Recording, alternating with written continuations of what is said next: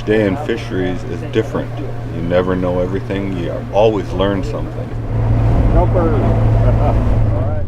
This is a wonderful way for us to access our yearly catch versus the old style of dip netting, snagging, or gill netting. Well, I think this is our future, and I think we may even build up our fleet to another boat. BPA is in collaboration with the Colville Tribes to recover the wild runs. Therefore, we're funding this live capture project in attempt to recover wild runs while being able to harvest the hatchery fish. The Colville Confederated Tribes have lost a lot of fishing opportunity, and a big part of this project is teaching people to fish again. They started fishing in early July before the thermal barrier set up, and the fishing was slower. We would make several sets of a net and catch a few dozen fish.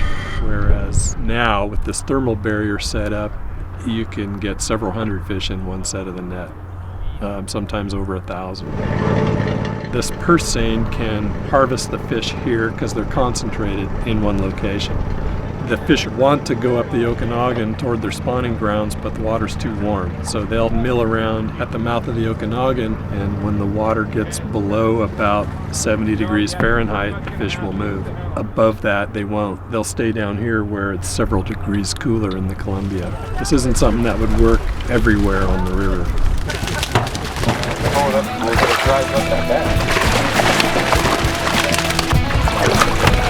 Wild release!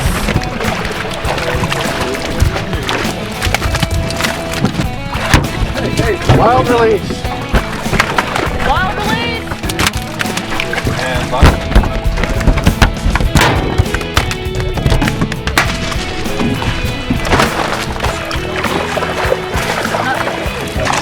wild release! When the fish are captured in the purse seine, the mesh size is such that they don't get hung up in it, fins and teeth. They just continually swim while fish are getting netted out for harvest, or the wild fish getting pulled out for release. Wild release! They're stressed, but they aren't in there for very long.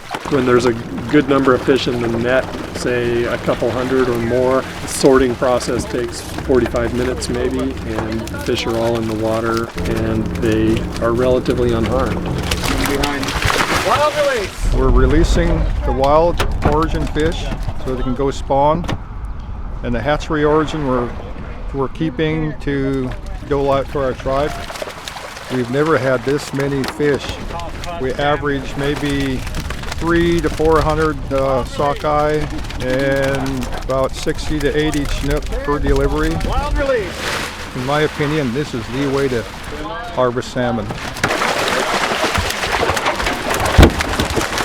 We have to sort through all of those fish. We don't want to pull a wild fish on board because that's very stressful. Wild release! So I'm grabbing for the caudal peduncle of those chinook and bring it to the surface, twist it around, look for an adipose fin or not. If it's an adipose fin, if it's present, lower the cork line and gently try to get it over the cork line for a wild release. Wild release! And when we say wild release, that's for the benefit of the data collector. Wild release! We're setting the example here. We're at the end of the line of these salmon, and we want to make sure those wild ones get loose. We've had less than 1% fatalities over the past several years in our purse seine fishery, which shows us that it is successful and worth doing. I'm real proud to be a part of this.